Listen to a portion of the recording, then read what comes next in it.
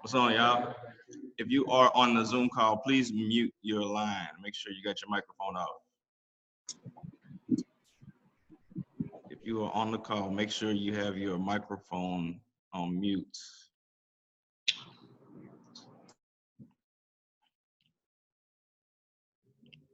Let me see.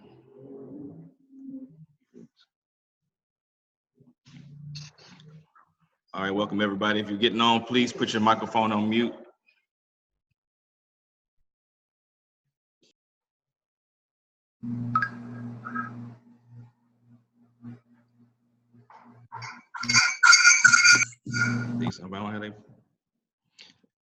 Everybody, please mute your microphones.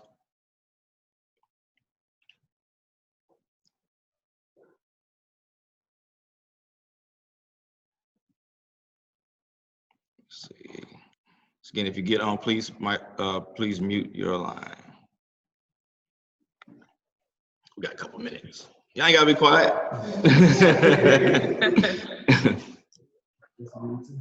Go ahead. I'm sorry. I'm listening to this. I'm gonna go at 7:30, but I'll call you.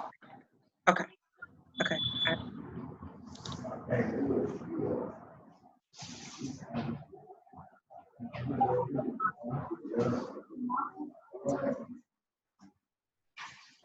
All right. Again, I'm trying to mute all the ones I see that's not muted, but if you can, make sure you mute your phone, mute your line so that it doesn't give us feedback while I'm talking.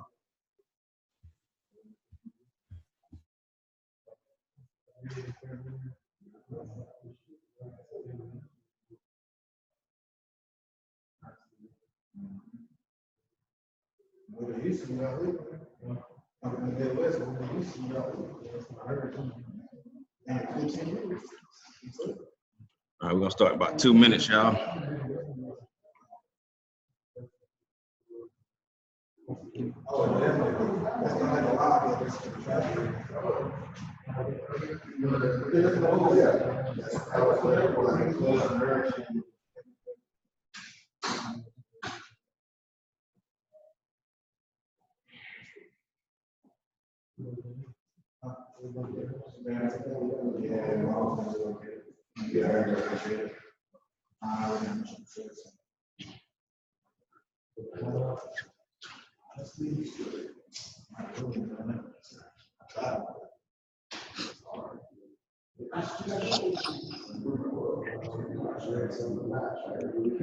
All right.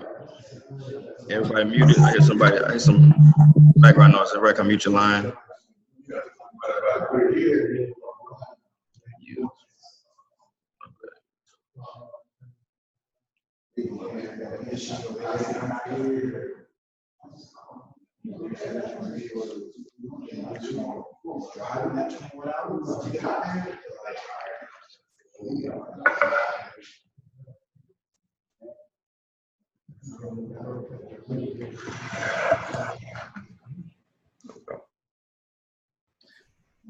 All right, y'all ready? All right, everybody online, y'all ready? Looks like we got most of the people joining here, 27 people. Okay, cool. All right, so this is the beginning, right? And we're starting with the beginning is starting where I want everybody to end up, right? I started investing 11 years ago, fix and flip. Then I started doing rental properties. Then I started doing wholesaling, and now I'm doing development, right? So my goal is to start teaching people how to really get in the game and how to learn how to run the whole business and not just be stuck in one spot, right? And I just want to make sure that everybody that's serious about this, that really want to do it, you know, it's going to take time. It's going to take a lot of work. It's going to be frustrating, but I'm going to be here to help you, right? I'm not going to be able to take everybody, but I'm going to start with a small group and then show proof of concept. And then as we grow, we figure it out, then I can scale it and make it bigger and help more people. And hopefully have y'all come in and start mentoring some of the other people too. You know what I mean? So that's the goal. That's the vision I have for it. And when we start, I want Sean to come up here because I met Sean 2 months ago. Hi, bro, kid. 2 months ago. Reese talking. Somebody needs to mute their phone on. Hold on, wait, let me see. Mute. All right. So I'm gonna do Sean. So I met Sean about 2 months ago, we moved down here from Virginia, right? And had already studied a little bit about wholesaling. I'm just trying to figure out how to get started. And then kind of tell them what happened. Usually moved. I'm from Chicago, but moved to Virginia. Moved to Virginia. Okay, to Texas. I originally started off by reading Rich Dad Poor Dad and just trying to learn as much as I can. So when I came here, just started attending seminars and stuff like that. So my dad's a firefighter, and he kind of I work with down in Chicago, and they referred me to Chris. So working with Chris about 2 months now, like you said. Just been plugging away at it, learning as much as I can, and just trying to take it day by day and step by step. So yeah, two solid deals we worked on. The first one fell through. Yes. You just fulfilled the seller, but the second one closed it. Yeah. And what was it? It was actually a hoarder house. I got this deal by code text, just sending out code text. No response from the seller. Ended up meeting with her a few times, building a good rapport with her, good relationship.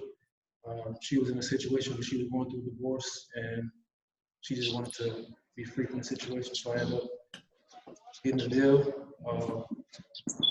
It was tough. They weren't getting along. The spouse wasn't getting along. It was We a both tough of them. situation, but talked to cash buyers and getting cash buyers and closed the deal. Made 13 grand off of it, right? So less than 2 months, if you follow the system, and you're active, you can make money. You know what I mean? So there's going to be a ton of different ways. I'm going to show you how to reach the sellers. That's not really the most important part. It's just about getting the message to them. Like I get questions all the time about what's the best method. Should I do mail? Should I do text? Should I do that? So none of it really matters. It's all about you got to communicate that you want to buy the house, and you got to catch them at the right moment in time. That's all about. Hey, how you doing? Welcome. So we just get started. So the mentorship is going to be more than Wait, I gotta use it. Hey, can everyone go on mute? Yeah, I'm muting the lines right now. Sorry, I don't know who's people hopping on late. All right, so I got it muted. So the mentorship is going to be more than just teaching you about wholesaling, just teaching you about investing, because any role that you play, you really have to understand what everybody else is doing, what everybody else's mindset is, right? A lot of wholesalers burn themselves, and they can't get buyers because they don't know how to talk to investors, right? Or they try to take all the equity out the deal all the time, which is what you see a lot of people posting these big checks, and they take all the equity out the deal. And you work with an investor once or twice, and they don't make no money out on the back end on that flip, then they don't want to mess with you no more, right? So it's less about being greedy, and it's more about just making sure that what you do is equitable for everybody involved, right? I know most of y'all probably saw that post I made a couple of days ago where everybody ate off the deal. The seller got 70 grand in their pocket, and everybody else still made money. So I'm gonna be teaching y'all a lot of stuff like that. How to talk to sellers and how to get them to the yes. You know what I mean? It's not about I want to buy your house. It's about how can I help you? I'm here to help you get out of the situation that you're stressed about. You know, same thing with the investors. How can I help you make money? You know, so like I said, you got to understand what numbers they work with. You got to understand how they look at their rehab estimates. How they, you got to understand title work. Because you got to be able to explain that to sellers too. What's the responsibility of the title company? What are they there for? Why does it take so long sometimes? All these different things. Issues with how to negotiate with the bank, how to talk to the banks to get payoff statements. A lot of people don't realize that what's on that statement that you get every month is not what it's really gonna take to pay the bank off. It's a whole different number. And you have to be able to get in contact with the bank and be authorized representatives that you can talk to the bank to even know what the real number is.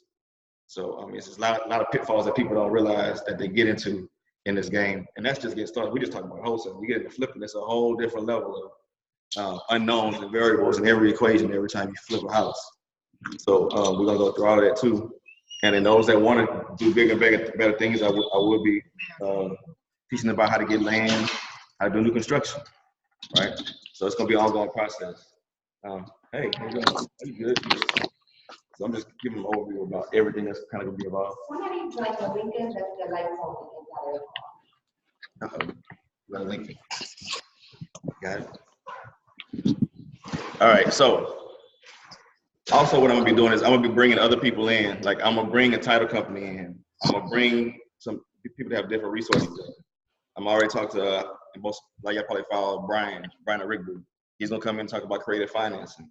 So I'm gonna be bringing a bunch of people in that have just as much experience or more experience than me in other areas of the business. The thing is, nobody works for free, right? So that's why the mentorship is $1,500 to get in, okay? And the reason is because all the resources that I bring to the table, I'm gonna give y'all all the contracts you need, and not just no regular contracts. I mean, I paid lawyers to actually write this stuff up to where it's like bulletproof, where, you know, if a seller tries to walk away from the deal, they'll never be able to sell the house to anybody else. So I'm giving y'all that kind of stuff. The title company's gonna come in and talk and really explain how title works and who needs to sign it. If you're dealing with somebody that's got a house they inherited, who really needs to sign? How do you work through that process? How you do all that? So I'm gonna be teaching y'all like the whole system. Okay.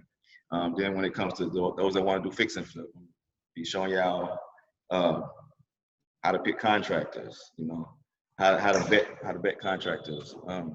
How to choose which lenders make sense for the deal you're doing. You know, all that stuff is very important because most of the time, something that looks like it'll make money won't make money if you haven't dotted all the I's and crossed all the T's, right? So my plan right now is to have like a small group to start off with, and I want everybody to come in and talk about their deals and their experiences over the week, because instead of me just doing one case study at a time, we can all be discussing each other's stuff, and everybody's learning curve will be a lot shorter because there's more people more people involved, more people in the game, talking to different sellers, everybody's experiencing different things, because no two deals are ever gonna be the same, they're always different, right? Okay. So that's gonna be the goal. We're gonna meet up every other week, and then I'll do a lot of Zoom calls and stuff in between. And then if anybody has like specific issues or specific things they're going through, I may just type up the email, say, hey, this is the scenario, this is what we're dealing with right now. You know, just to keep everybody abreast of what's going on. And then we'll do some site tours or some rehabs and that kind of stuff too, and walk y'all through that start to finish so you can see what that looks like. I'm about to start new construction on these next 2 homes, so y'all be able to see that whole process too, ask questions. So basically, I want y'all to be able to become well-versed in as a condensed amount of time as possible, meanwhile still closing some deals and still making some money, right? Okay, so $1,500 investment on the front end. He made 13 grand and, in less than 2 months. So, you got to be ready to invest yourself. And for the people that aren't ready to do that right now, I'm also going to do a online like real estate course. So it's going to be like real estate 101. It's going to be like a membership thing every month. So you can go in there and just learn the basics, learn a lot of stuff. There'll be some recordings from some other stuff. It's going to be relatively, it will be very affordable, like $37, $38 a month just to be a part of that. And then whenever you're ready to actually jump out in the field and actually do some deals, then you can upgrade it to the actual mentorship course. Okay. So, man, that's it in a nutshell. I want y'all to ask me questions. If y'all got any specific questions, anybody on a Zoom call, if you've got questions, you can unmute your line just to ask the question and put it back on mute if you don't mind.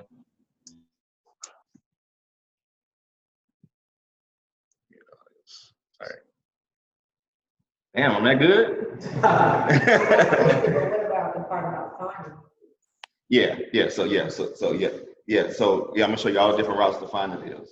I mean, the target demographic is always gonna be a distressed seller. And there's a million different reasons that somebody can be distressed and anxious to sell. So I'm gonna show you how to pull the list, what sources to get lists from. I'm gonna show you other methods, So that's more push marketing, right? You get somebody's contact information and you send something to them. But there's also like bandit signs.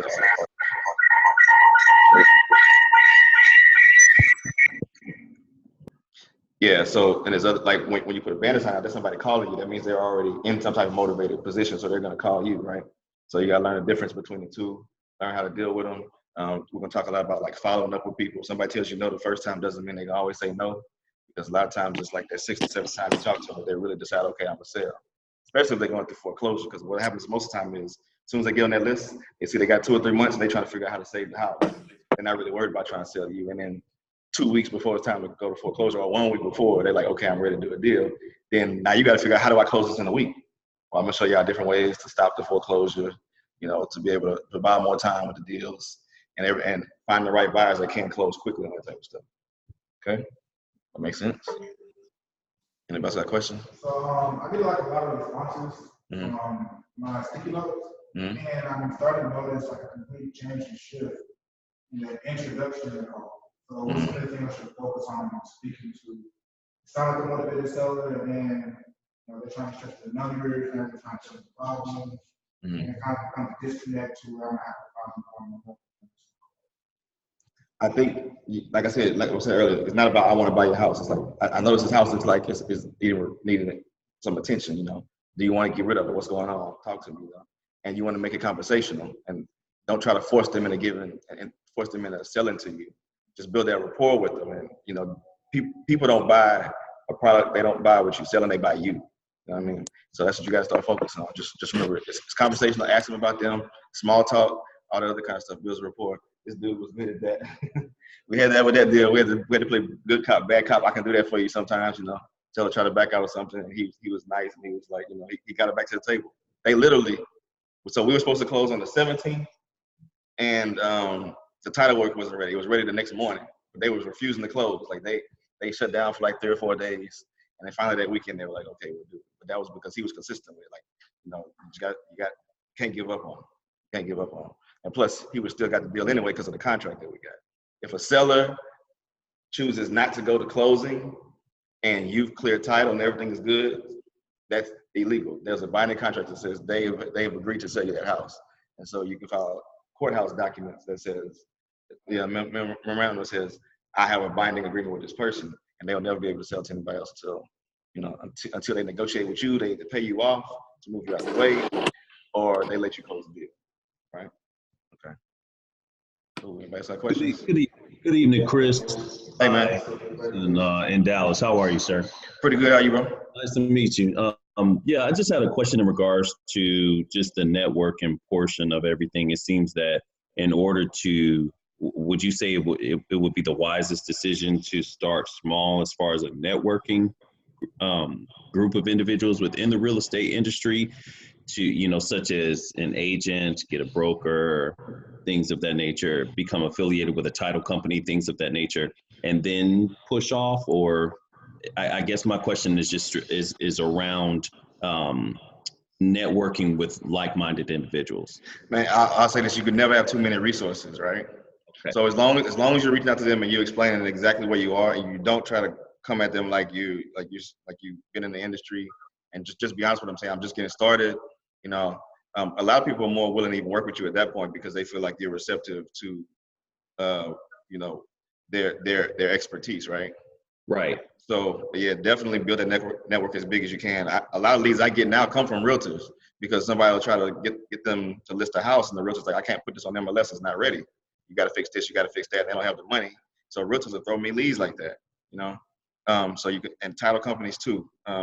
You can never have too many title companies because what'll happen is sometimes one title company will get a whole bunch of contracts from a whole bunch of other deals, and they'll be so bogged down that they slow you down on closing your deals. And whenever they feel like they have you captive, they won't move as fast as if they know you got other options and you can pull the business from them. So yeah, I mean, networking is the most important part. You got to build a network as big, as wide as you can. So yeah, don't be afraid to do that. All right. Thank you. All right. Anybody else got a question? I guess a follow-up to that question. Hold on 1 second. We got one question here that I'm gonna get you. Okay. All right. All right. So they were in a situation where, of course, they wanted to file bankruptcy, and then the person that I see the need from, they do, of course, short sales, so their expertise in short sale. So is that something I should navigate first, like going with that option, sending that potential motivated seller to short sales, or they want to sell the home to me? I mean, if they go through short sale, it's going to be a lot harder for you to buy it because the banks have gotten smart. They used to just give properties away, but now they have like literally their own in-house investors usually that look at the equity in the deal, and they'll be like, "There's no reason to go. If there's equity in it, why am I going to short sell it? I can just take it back and I can sell it myself. They'll make more money, right?" So yeah, and going through a short sale is a very long, tedious process. So if you can get them to, even if they just file bankruptcy temporarily, which will stop the foreclosure, was one of the ways I was talking about. That'll help you get more time to find a buyer for the deal. Yeah. So, and for them, you can also tell them this, like if after when they all right. So yeah, so you can also tell them if they go through with a short sale, that's going to affect their credit. Whereas when they file the bankruptcy, they don't actually complete the bankruptcy, so it's never a court judgment. So it doesn't. It's just a stall tactic, because while a bankruptcy is open, they cannot sell the property, and the bank cannot take the property. And so what happens is once you stall them out, once you stall the bank out and you sell it, now that mortgage is paid off, versus that seller having a foreclosure or a short selling their record on the credit report. So that's how you position it to them. That way you do it. Yeah. All right. Somebody over here had a question? Yeah, I guess a follow-up to the question from, I guess a question before this one, the last one is, you got to build a network, right? But where do you start, or how do you start? This is me asking like a real estate 101, or I guess 100. Okay. Where are you? You're in Houston? No, I'm in Seattle, Washington right now. Seattle. Okay. Well, I said the best place to start is trying to find a couple of realtors. Now, here's a trick. You got to find realtors that understand investments, right? So I would ride around, if you see a house being renovated somewhere, go out there, try to catch that contractor, or look for the listing sign that's out in the front of the house, and try to get that agent's information and talk to them. But the best place to get most of your resources is the local real estate investment groups. So you're in Seattle, I'm pretty sure they have a few of them. Start attending some of those meetings. It's free. So you got the investors, and then you got everybody else that provides services for the investors that are all there trying to get business from the investors. And you got wholesalers that are also there that'll already have networks of buyers. So if you get a deal and you can't actually move it yourself, you can partner with another wholesaler that already has a list of buyers, and they'll help you close deals. But those are your two best resources, really, because the investors will also tell you which title companies they use, because not all title companies do wholesale deals. Some of them don't do some other things I'm going to tell you about, which is called a double closing, where the seller does not actually see how much money you're going to make on the wholesale deal. So it's a lot of different things you're going to need, and your team is going to be very important in that process. But I think that's really the best ways to get started. Thank you. All right. Anybody else got questions? Meaning that it's like a group series, it kind of like we cover a certain topic, and everybody bring in what they bring at the time, or flow. Yeah, that's what it's gonna be. So each week I'm gonna do a different topic. We're gonna start with the very basics. Like I'm gonna talk about what each person's role is in real estate. I mean, from the seller to the realtor, to the title company, to the bank, to the appraiser, to the inspections, everything, so that you really understand who's responsible for what, because that's really important. There's a lot of things that a lot of people miss. And then after that, we'll take some contracts, and we'll walk through the contract, and I can tell you what everything goes with the contract. And And you're sure how to build a contract, real estate contract? yeah, but I'm gonna give you one. So you won't have to build it. But I guess I'm gonna show you how to fill it out, and we're gonna go through section by section. So when the sellers ask questions about what does this mean, what does that mean, then you'll be able to talk knowledgeably to them about it. Yeah, that's a very important part, because a lot of them are leery of signing something if they don't feel comfortable with it. And you don't, like, your goal usually if you set an appointment with a seller, your goal is when you get in that house to walk out with a signed contract. You don't want them taking it, thinking about it. You want them having a lawyer review it.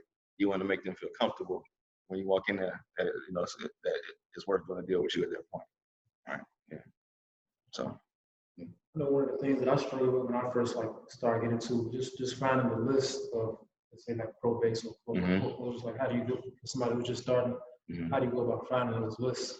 So I mean, so there's nationwide websites that pull stuff from like courthouse lists, because everything that's filed with the courthouse is public information, right? So divorce, foreclosure, tax delinquencies, all that stuff is public information. And so there's websites like ListSource is one that nationwide they pull stuff, and it'll give you different resources to be able to get the contacts. Now, they don't give you the contact information for the people though. So then I'm gonna show you how about that. It's a process called skip tracing, where you go, you organize this list, put it in a Excel spreadsheet, and you send it to these companies, and they have access to a program called LexisNexis, which is something that only credit companies have access to. And that's like the mortgage companies, bill collectors, that kind of stuff. And that's how they can trace people, and they can give you all the contact phone numbers and addresses related to that person.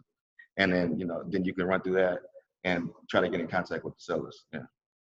You talk to us about inspections and stuff? Yeah, definitely. That's important. And I'm gonna teach y'all what to do and what not to do, because sometimes wholesalers get caught up in trying to figure out all the details of a rehab and trying to get the number exactly right, and you waste a lot of time doing that. So I'm gonna show you how to ballpark it based off of looking at it and just put it in those quadrants. Because even if you get the numbers right, exactly right on this one deal with this one investor, the next investor's contract is gonna charge him something different, right? Maybe more, maybe less. So you're never gonna have the numbers exactly right. But yeah, so I'll get to the point of like the big things you want to look for really is always gonna be the foundation, the roof, the AC. Those are the big ticket things. And then we'll talk about some of the other smaller stuff too in detail. Yeah.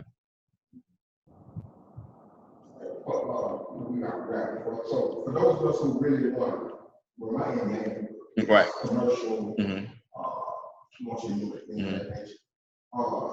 So what are the advantages of going through like flipping or flipping and the whole thing? Because I don't think I'm being. No, I mean, yeah, I mean, you don't have to. That's the thing. I actually started off flipping, you know, and I went back to wholesaling just because I like that I could bring extra cash on the side. But if you're not in a position of you've already built up the equity, you don't have to go through that step. You know what I mean?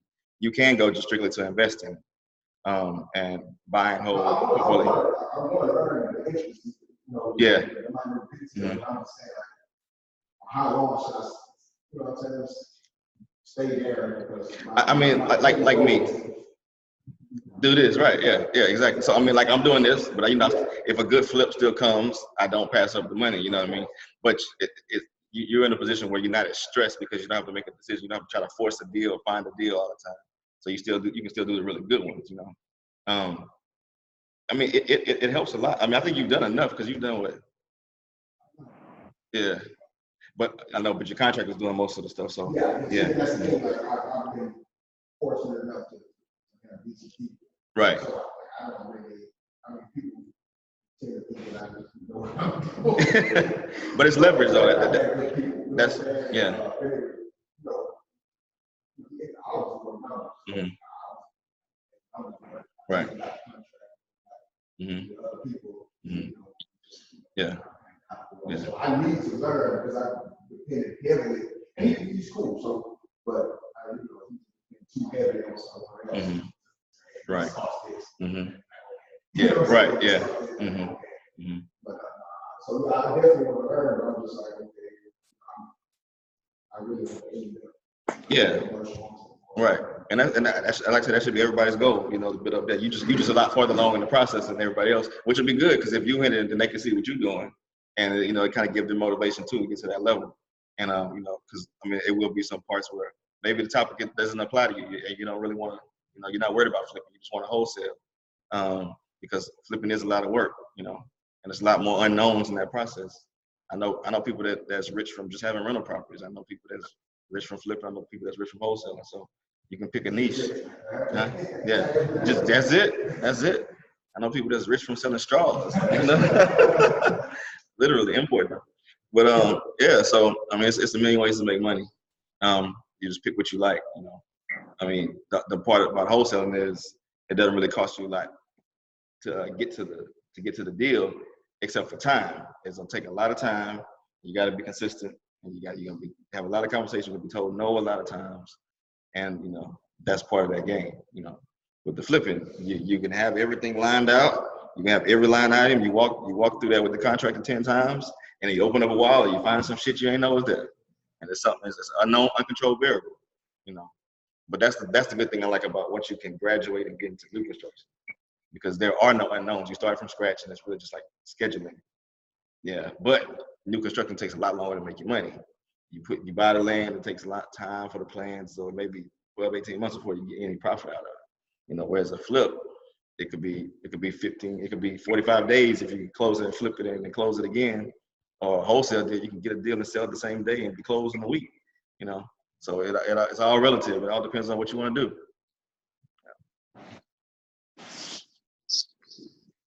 Got any questions? Okay.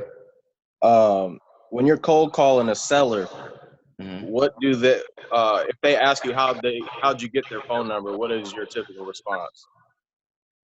Man, you know, I try to avoid that question with yeah, that's the reason why I really don't like cold calling. But you can say that you got it off of a public list, you know.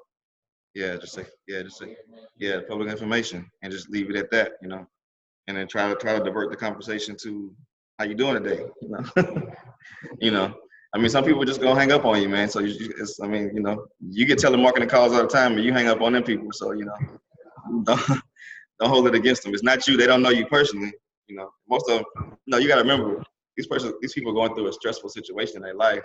A lot of times they don't want to talk about it, or especially if you're in a big city like Houston, that list is downloaded probably 1,000 times, so they get hit up all the time with different people calling them over and over and over. So think about that. Appreciate it. Yeah, I wish there was a magic answer to that, but we just attended that grant. I have a quick question. hold on one second, Aaron. Hold on one second. $9 a day, 3 days. I think it was like $43,000. Yeah. Anyways, they did have supposedly this software that can say, like, it was it's only, you know, really, they the only ones had it. They put up all the pre-foreclosures all over the country and blah blah blah. Have you ever heard of any software like that? Yeah, I know a few of them. I mean, it always is programming, but it's the same thing. It's just like what ListSource does, but ListSource just sells a list. So that, but what they have, they've built a whole back office behind it, administrative stuff where you can sort the list. Yeah. Right. And it's probably not even, I mean, they say it's proprietary, but it's probably a third-party company just licenses it to them.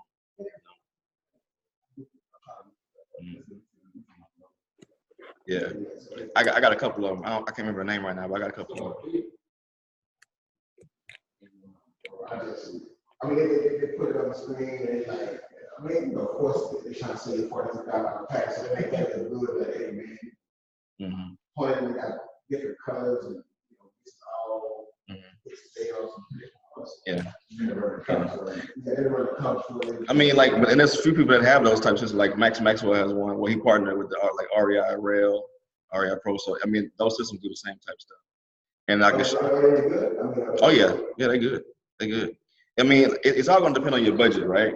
Because all that stuff costs money. It's not free, right? So you got monthly membership fees, and then you usually got a cost per lead, right? So the more you automate, the more it's going to cost you. And then what you got to really start thinking about is, okay, if I did this for 1,000 leads, how much money did I spend on that? And how much did I make off this deal? And how long did it take me to make this deal, get this deal, right? So then you got to start picking and choosing what makes sense. If you make $10,000, but you done spent $10,000, you know, you didn't make nothing. You could be a bank teller, money going in, coming out. You know what I mean? It don't mean nothing. So yeah, all those different parts of the process make sense. Yeah. So and sometimes you got to pick the right list, you know, pick the right niche, the right market. So there's a lot of factors that go into that. I think Aaron, did you have a question? I did. You seem like you prefer flipping and wholesaling over just rental properties. Why is that? Is it because it's just a quicker return? Like, what's the reason? I'm not gonna say I prefer it, but yeah, it is a slower process. You have to be more established with a lot of different people to be able to build like true income where you can walk away from your job with rental properties. It takes a while. You have to acquire quite a few properties, right? So there's nothing wrong with that. I'll tell you personally, what I did not like I used to have 10 rental properties. What I did not like was the time in between tenants. Because for instance, like if you have a rental property and a good profit on the rental is like $300 or $400 a month, right? The mortgage on that property is $1,200 a month, and the tenant moves out. It takes you 1 month to get somebody in. You spend $1,200. That's 3 months of profit gone. If you got to do anything with that property to make it ready that's above their deposit, that's more money. And then, you know, eventually the roof's gonna have issues, the AC is gonna need to be replaced. So there's a lot of factors that go into rentals. Make sense when you have a whole lot of them and one being down doesn't really hurt you, but it really takes you a while to get to that point. Whereas if you do something like flipping or wholesaling, you can build up a really big cash reserve. And then if you want to do rentals, you can just put some money in the bank to cover all that stuff so it doesn't hurt you every month.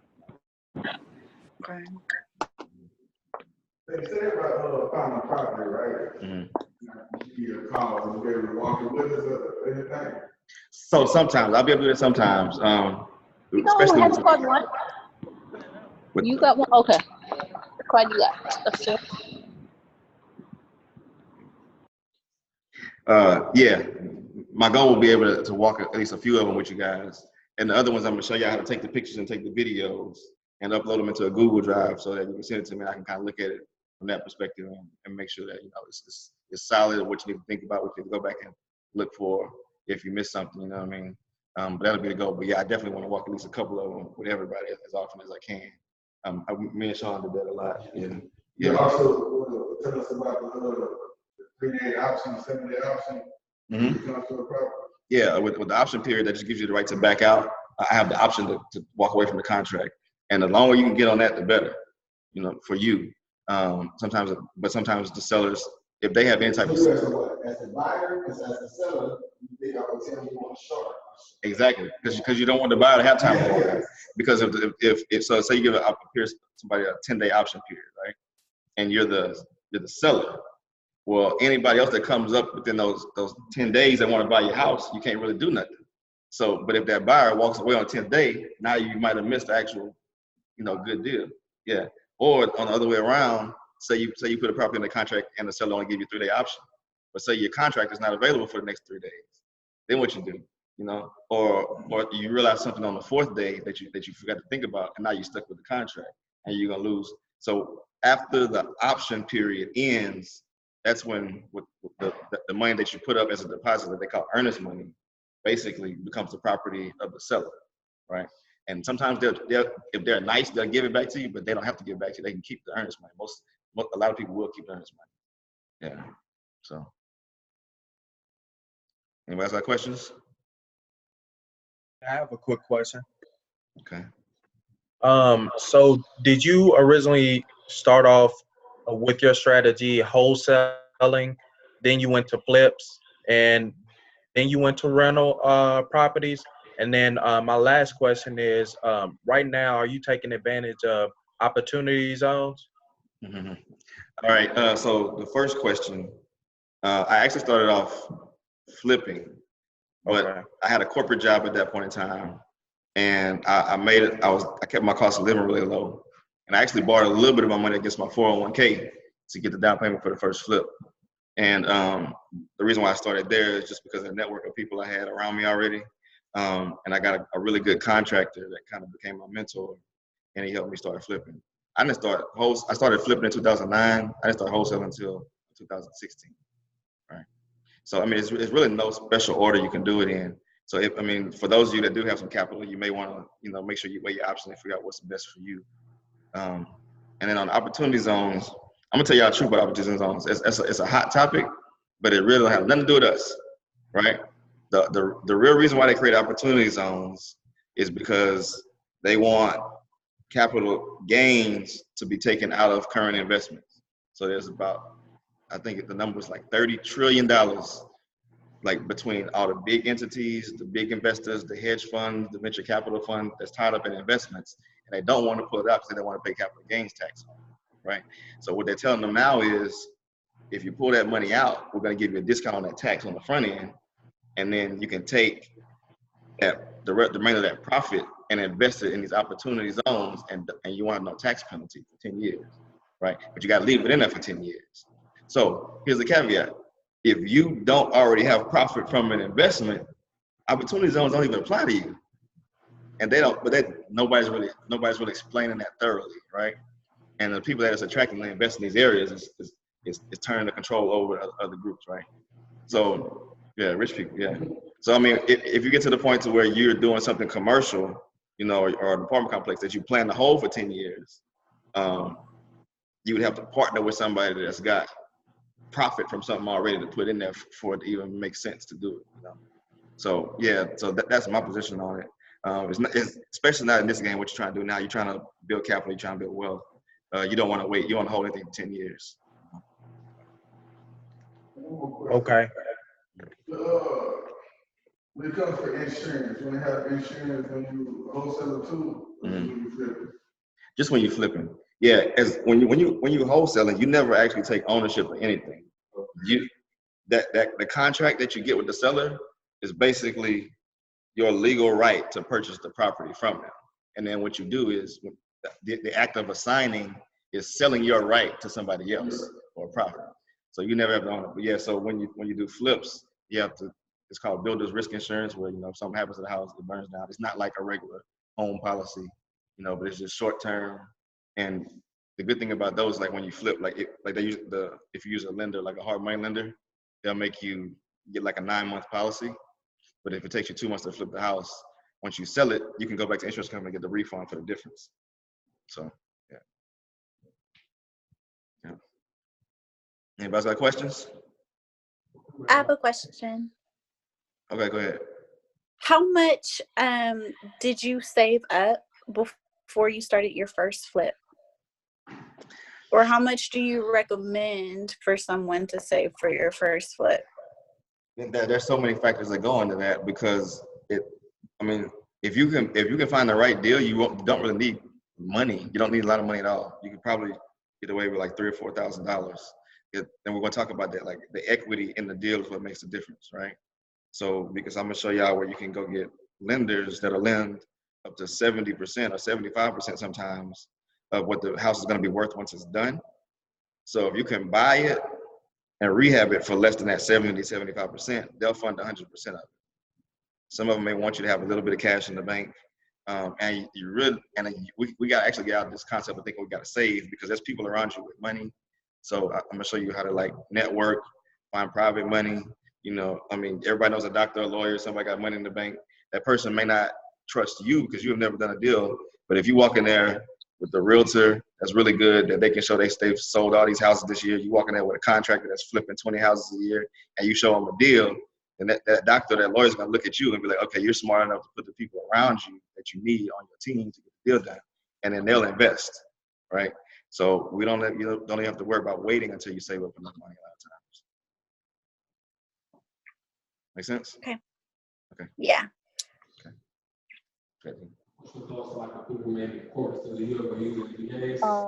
I had a question. Hold on 1 second. Who's that? Me, Dominique. Dominique, hold on one second, Dominique. I got a question in the room. Okay. What's your thoughts on like VA people who flip quotes while they work on you? Oh, virtual assistant? The virtual assistants are cool. They work for you, but you gotta coach them. So if you have no experience, then it's the blind leading the blind, right? So you got to get in there, do enough deals to make you feel comfortable.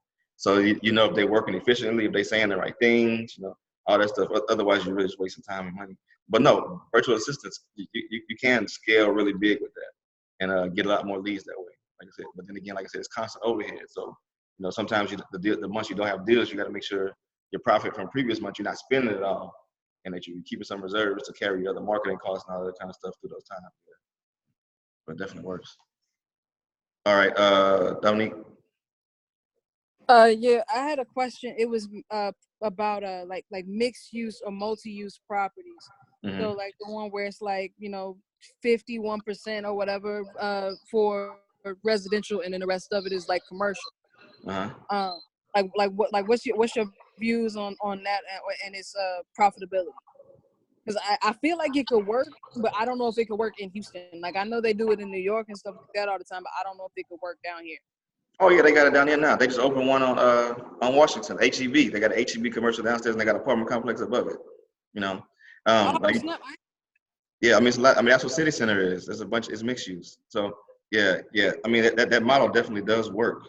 But when you get into something like that, it's a lot more capital intensive to get into the deal. You need 20-30% of the purchase price to get into it.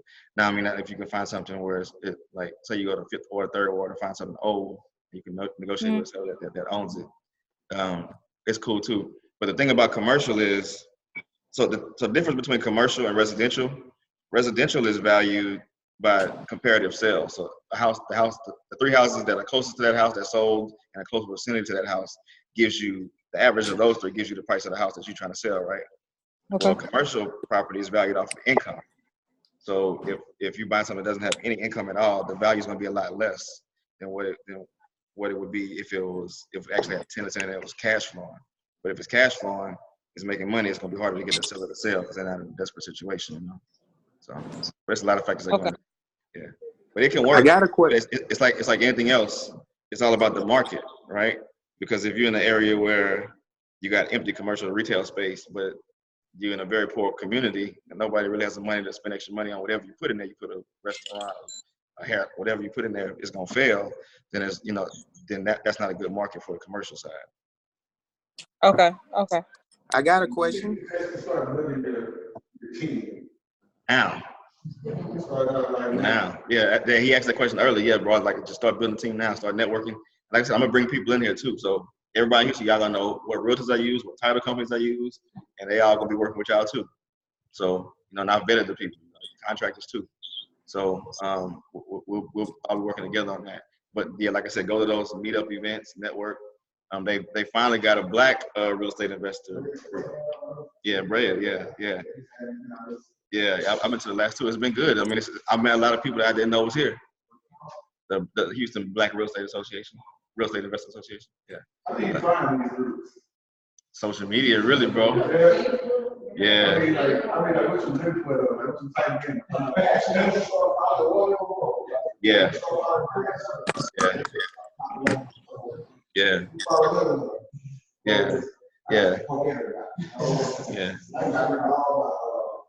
All the bullshit. Get rid of all the bullshit.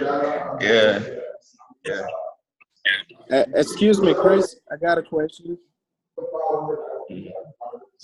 Yeah.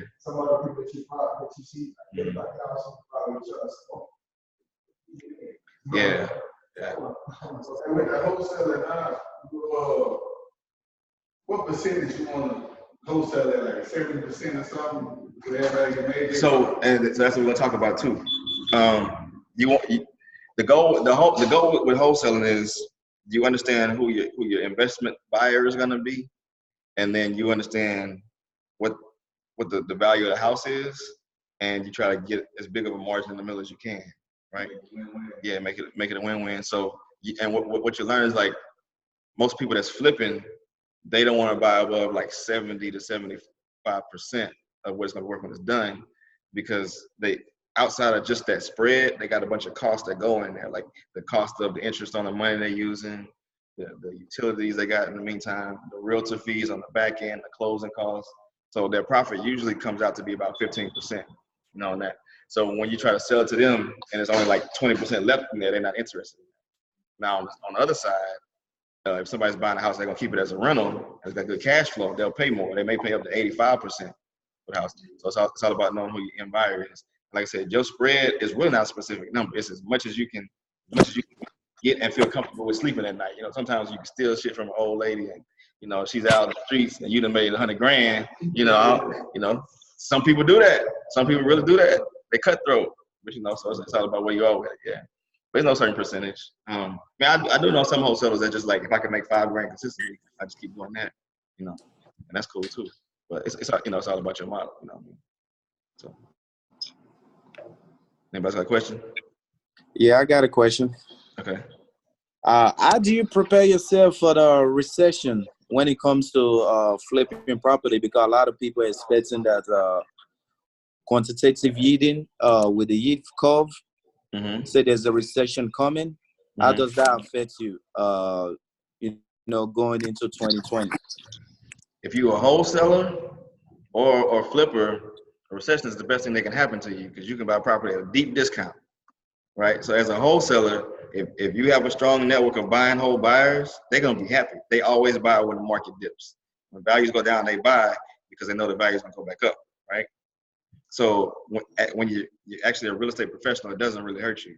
If you are buy and hold yourself and you have a bunch of rental properties, that's good because guess what? Everybody that loses their house to foreclosure, they still gotta live somewhere. So as long as you're not doing all that crazy stuff where you buy a bunch of stuff with 100% financing, because if you say you buy something with 100% financing, and the house is worth 150, and then the market turns and now the house valued is 120. Now you're upside down, right? Whereas if you bring some cash to the table, say you bring that 20-30% to the table, you're not really in a bad position when the market dips and you still got cash flow coming from the property. So yeah, as long as you're not over what they call leverage, like you're not in too much debt, most real estate people are okay. The ones you see that go under, the ones that do that Burr method everybody talks about all the time, refinance and pull all the cash out, that's dangerous. That's very dangerous. So you got to do everything in moderation. Okay. I also noticed you said you started flipping in 2009. Uh-huh. Oh, so that was around the time the first 2008 when recession hit. Yep. Did you like buy any property during that period? Oh yeah, I bought a bunch of property and I had great cash flow. I bought my first house. I bought it for $40,000. I actually bought it from home investors, the We Buy Ugly Houses people. They had so much inventory they couldn't even flip all of it. So I bought a house from them and put $30,000 into it, using all the hard money lenders' money. It wasn't my money except for the down payment. And then I turned it into a 5-bedroom house, and I rented it for $1,450 a month. My mortgage payment was only like $650 a month. So, I mean, that's also, that's a good market there too. So there's a lot of opportunities. Okay. Okay, one thing I noticed during foreclosure, during recession, a lot of people, they say they prefer cash buys or cash deals. Is it like people still do lending during that period, or what? How does that work? Not the commercial banks. A lot of the commercial banks stopped lending a lot during those dips. So the only people that really can fund your deals will be cash people that have reserves that they can afford to buy it, or you can borrow money from private lenders that have the cash, because that's the best way for them to make return on their money, interest payments using that money during those time periods when the banks aren't lending. All right, that's fine. Thank you. Cool. I have a question. That's what we're here for, bro. I know about the bottom line and private. Would you be able to show us like different routes to pull money out, like to go to the bank and go to say I don't use the bank. I mean, I will show you a bunch of different ways to get the money. Like I said, I know a lot of people got different situations. Mm-hmm. How can they get money? Exactly. Like you said, 401k mm-hmm. that you do. Right. Definitely talk about that. VA and stuff like that. Yeah. Yeah, it gets in the nitty gritty. Yeah, we'll talk a lot about that, and I'm gonna bring Brian in to talk about that creative finance and stuff, because that's his niche. He's really he got his own app now that'll show you different ways, creative ways to close a deal that you couldn't close normally. So, but yeah, I'm gonna show you all the different ways. Like you said, 401k roll into a self-directed IRA, and you can borrow against that. So yeah, you can learn all that. I want one more question. Okay. Credit, huh? Right? Was credit play a big part of everything? Not in this side. Not only when you get to like the buy and hold side, where you actually are asking the bank to give you a 30-year mortgage, does your credit matter? Flipping, I mean, I got homeowners that don't really care what your credit is. It just means that your interest rate's gonna be higher, but it's only, remember, it's a short term. So if it's a 13% interest rate, it don't really matter if you're only gonna be in a deal for 2 months, right? Because you're really only paying like 1 or 2% or like 3% over the course of those 2 months. You know what I mean? Yeah. Other people's money. That's the goal. Yeah. But I mean, what you should be doing if your credit ain't right is you should be taking some of the profits and getting all your shit, get it together, pay a credit repair company, so that by the time you're ready to move to that level, you got everything back in order. Chris. They kind of gave us some game the other day. Go to the workshop, develop that sheet, building that up, things that nature. But are you knowledgeable in it? Nope, but I know people that are. That's not my niche, but I mean, I do have a couple really good credit people that do the business credit. That's a whole niche in itself. Yeah.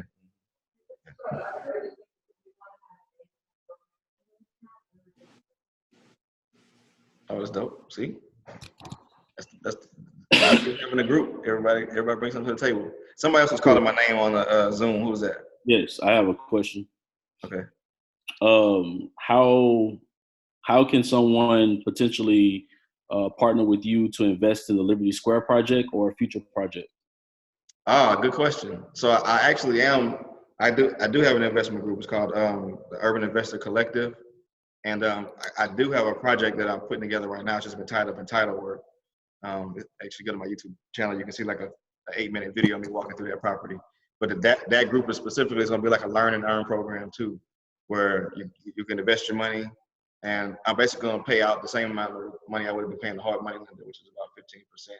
Add in the closing costs, origination fees, and all that kind of stuff.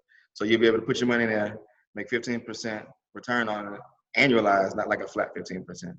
But and you can learn the whole process of the deals. And I'm not sure if I'm gonna do it for this phase of Liberty Square, but for maybe for the second phase with 3-story units, I'll do some collective investments, so you can put money in like that too. So you said check out your YouTube channel? Yeah, check out the YouTube and you see the video on it. And yeah, as soon as I get the title work cleared on another deal, it's actually a house and 3 vacant lots. And so probably gonna do some I'm probably gonna flip the house and then build some new construction on the other lots. I'm still working with the architect to figure out what the best plan is for that. Yep. I have another question. Okay.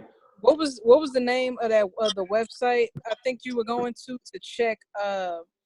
Was it like developments in the city? Because I was riding the 51 today and I noticed a bunch of properties that were being fixed up, but the neighborhood around it wasn't nearly as nice as the 3-story Jones they was putting up. Yeah, I mean, it's usually your city's planning department. So if you just go on that website, they'll talk about all the initiatives they have in the city of different areas of revitalization or where they're doing improvements to infrastructure and stuff like that. And that's really the best way for you to find that out. But yeah, just Google city planning and the name of your city, and it should come up. It's usually like a .gov website, and it'll come up on there. Okay, cool. It could be like it could be the Department of Neighborhoods too. There's a couple different names they have for it. But yeah, it'll be in there. Urban planning is what it's called sometimes. So yeah, you'll find it. Cool. I checked that out because it was right off of Cavalcade, and I was wondering what was going on. Yeah, I mean, sometimes that may just be one developer that's taking a risk. Like what I'm doing over here is like the city did do some stuff over there, improve the streets and all that. But in this particular market, like I'm really like right outside of the development corridor, which is like Lyons Avenue. But yeah, I mean, you'll be close to the hot spot. You know what I mean? If you're heat sensing, you'll be close to the red hot market that way. And it's usually the best place to be, because when you go to where it's really, really hot, it's already expensive. So when you stay right out of that, you got a better opportunity to get a deal. Okay. Yep. Okay.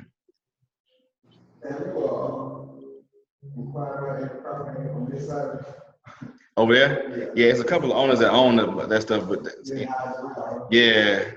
I mean, they've been high. They've been wanting multi-millions before anything was going on over here. So, yeah, I definitely tried. But look, who knows? One day they'll change their mind. I mean, what I was thinking about doing is trying to like do joint ventures with them instead of just trying to buy it outright. That's another creative way that y'all can do some deals too. Instead of buying it from the seller, if the seller doesn't have any debt on it, you can have the seller put the land into the deal. That's equity, and so that's just like bringing cash to closing. So sometimes if you need, say you're borrowing $100,000 and the bank wants you to put 20% down. Well, if the land is worth more than $20,000, you don't have to bring nothing to the table because you're going to put the land into the deal, and then you can get the funding for whatever you're trying to do. And usually that funding would be used to do the actual construction on the project.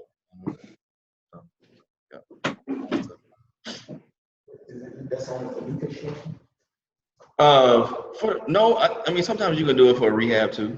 I mean, because when a bank loans you money for any type of real estate, they're looking at the value of the asset itself, right? So if you can give it to them with enough equity, sometimes they won't require you to bring assets. It just depends on that's more technical about how you structure it, how you present it to them. Yeah. All right, guys. So it is 8:26. We're gonna wrap this up. Hopefully, y'all got something out of it.